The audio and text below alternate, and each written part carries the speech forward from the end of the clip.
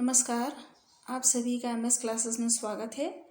आज हम निराला कवि के बारे में पढ़ेंगे। निराला की प्रगति चेतना निराली है। निराला के काव्य में जो भी प्रवृत्तियां हमें देखने को मिलती है वे सभी परंपरा से अलग एक नवीन मार्ग पर अग्रसर दिखाई देती हैं। निराला ने प्रचलित काव्य प्रवृत्तियों और रूढ़ियों से काव्य को मुक्त किया है। उन्होंने यह भी अनुभव किया कि जिस प्रकार जीवन में मुक्ति और स्वतंत्रता आवश्यक होती है, उसी प्रकार काव्य में भी सदैव मुक्ति और नवीनता अपेक्षित होती है।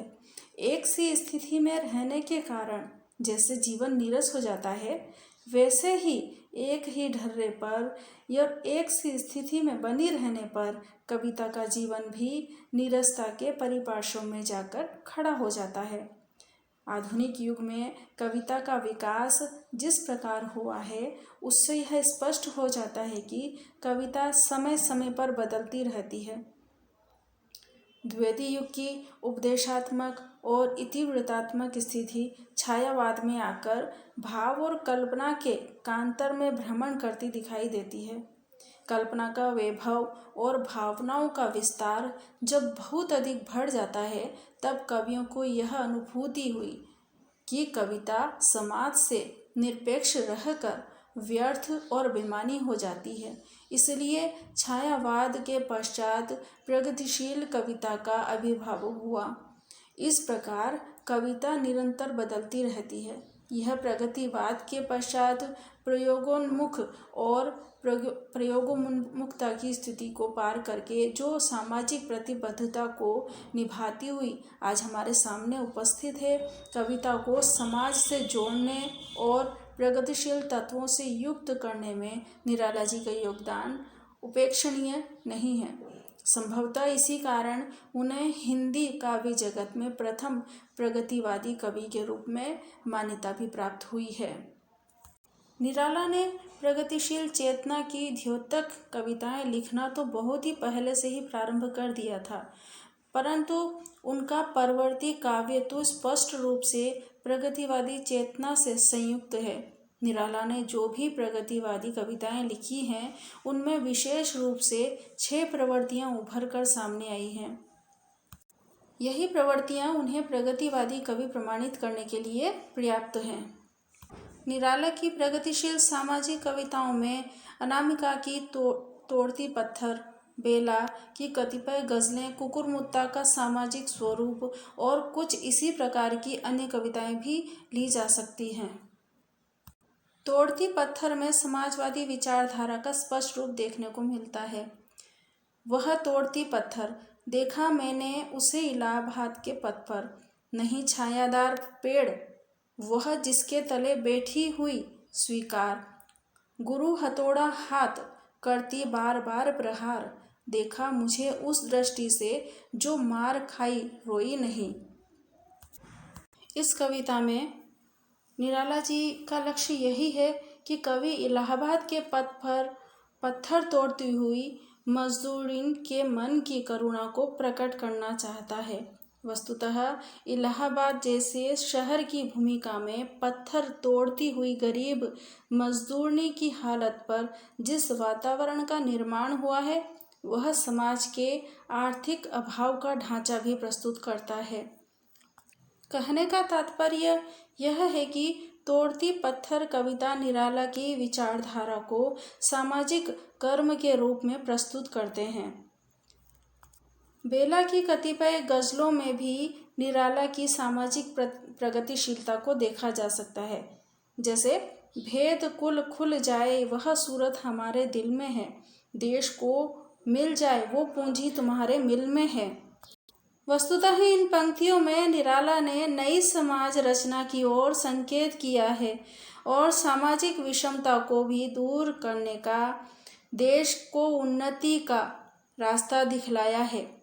निराला ने वर्तमान समाज के साधनहीन वर्गों की कठिनाइयों का उल्लेख भी प्रगतिशील शैली में किया है।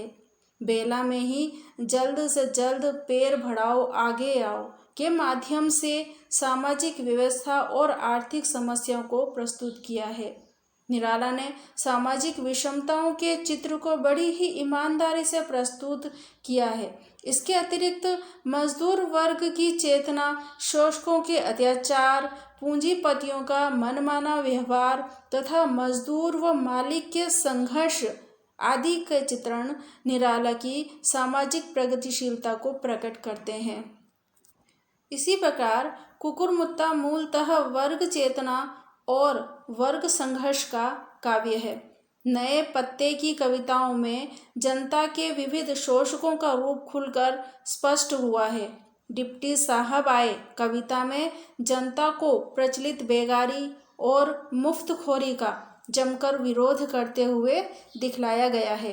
इसी प्रकार स्पष्ट है कि निराला की कविताओं में सामाजिक प्रगतिशीलता का स्वर अनेक रूपों में अभिव्यक्त हुआ है। निराला की अनेक ऐसी कविताएं हैं जिनमें आर्थिक विषमता को प्रगतिशील शैली में प्रकट किया गया है। बेला संग्रह की भीख मांगता है अब राह पर कविता इस दृष्टि से उल्लेखनीय है। इसी प्रकार अणिमा में संग्रहित चूंकि यहाँ दाना है शीर्षक कविता में भी व्यंग्यात्मक शैली में आर्थिक विषमता को उजागर किया है। इस कविता में पूंजीवादी सभ्यता पर व्यंग करते हुए निराला ने कहा है कि पैसे पर ही धन पनप रहा है। प्रेम पल्लवित होता है और कविता पुष्पित होती है। वे कहते हैं, चूंकि यहाँ खाना है इसलिए दीन है दीवाना है, लोग हैं महफिल है, नगमे हैं साज है, दिलदार है और दिल है, शमा है परवाना है। पूंजीवादी सभ्यता पर एक और अन्य व्यंग गीत गुंज पुस्तक में मानव जहाँ बैल घोड़ा है शीर्षक कविता में भी किया गया है। निराला ने मानवता का प्रचार करते हुए यह प्रतिपादित किया है कि जब तक एक मनुष्य दूसरे मनुष्य को नहीं समझेगा तब तक पृथ्वी पर सामाजिक जीवन का स्वस्थ विकास नहीं हो पाएगा।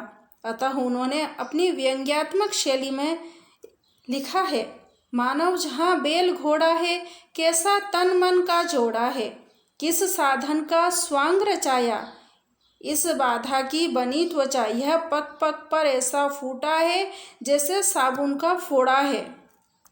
निराला ने राजनीतिक गतिविधियों पर भी तीखे व्यंग किए हैं।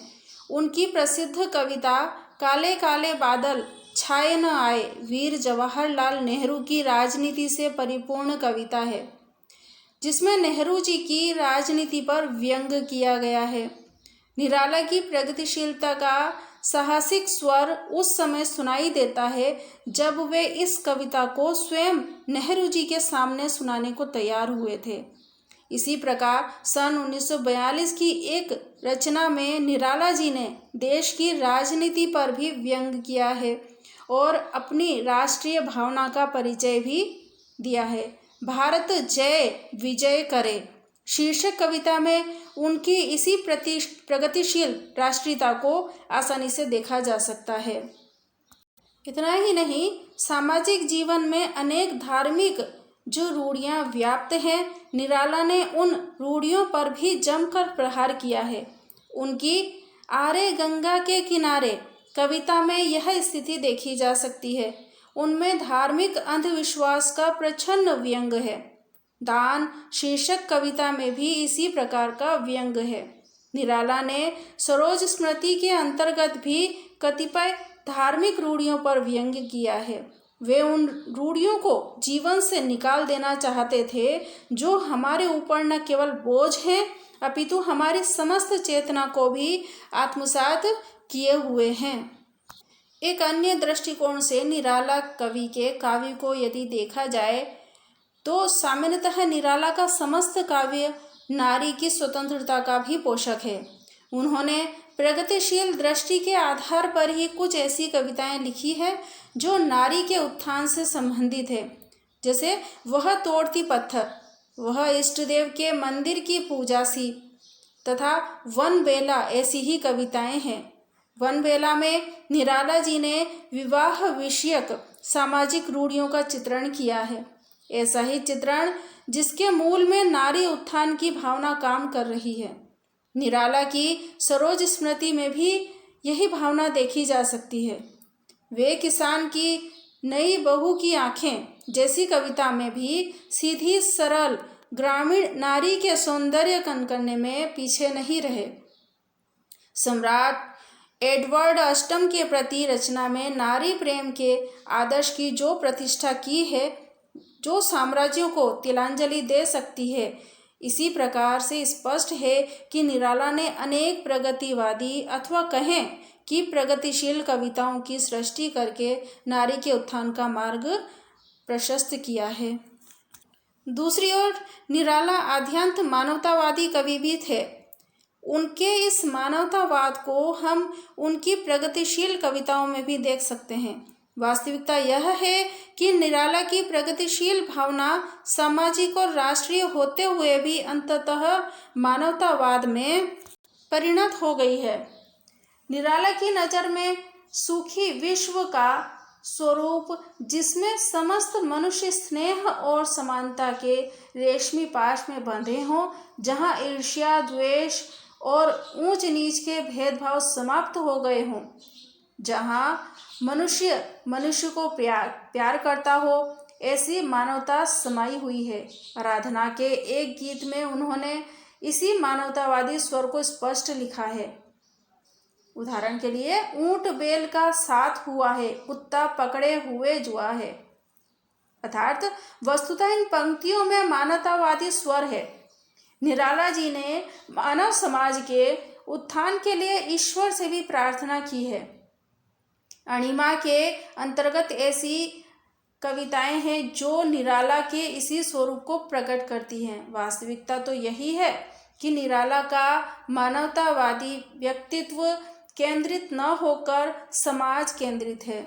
वे छोटे से छोटे मनुष्य को सुखी, संपन्न और न्याय का प्रतीक देखना चाहते थे, और यही कारण है कि उन्होंने सामाजिक जीवन में व्याप्त विकृतियों को समाप्त करने का बीड़ा भी उठाया।